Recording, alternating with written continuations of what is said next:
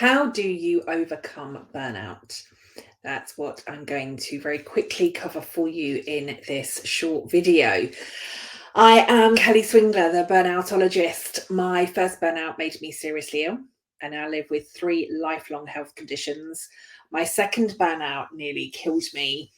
But what became the pivotal point as to why I'm now on a mission to banish burnout in this changing world of work is that when I left my corporate role, my replacement died in her sleep whilst away on a leadership residential.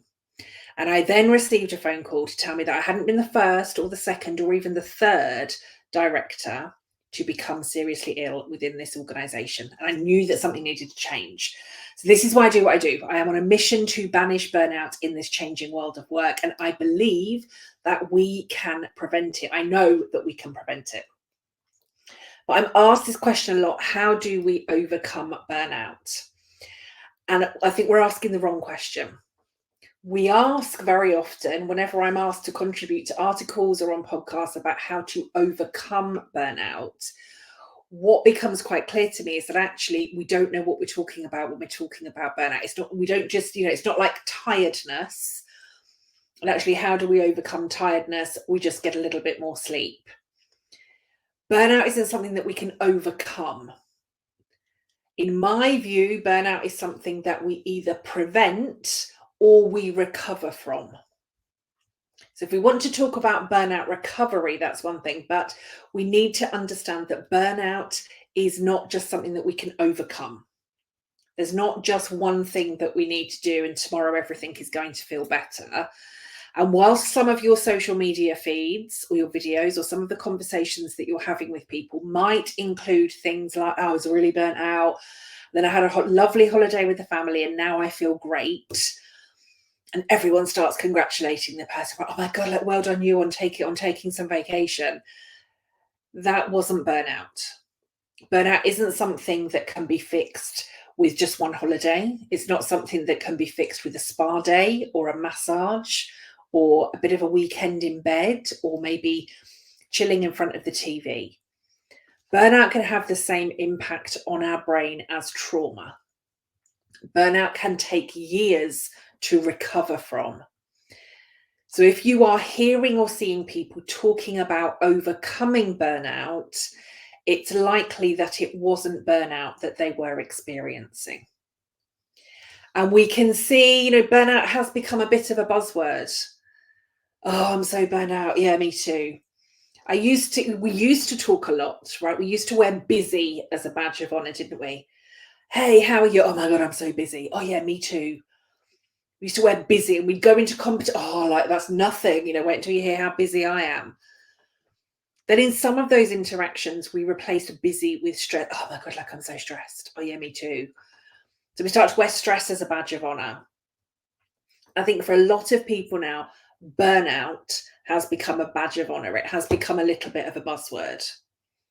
But if we actually understand what burnout is, now burnout is chronic stress. By chronic stress, we mean really high levels of stress that have been going on for long periods of time. If you Google chronic stress, you will come up with millions of results. None of them are anything that we want, right? The results of chronic stress, the outcomes of chronic stress can include autoimmune diseases, autoimmune issues, stroke, high blood pressure, diabetes, heart attacks, death. This is not a shopping list of things that any of us want.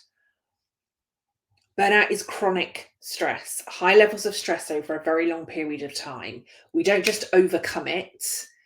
We either prevent, and we prevent by not staying in toxic workplaces. We prevent by nourishing and nurturing ourselves, by ensuring that we have the right boundaries, the right levels of sleep, all of those things that we all know that we should be doing, right, to be happy, healthy, and high performing.